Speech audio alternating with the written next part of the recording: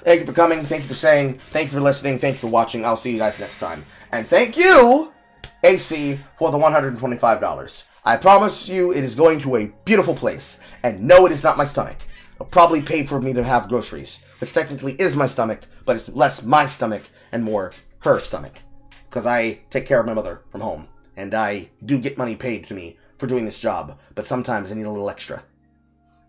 I appreciate everything you all give me. Thank you. All right.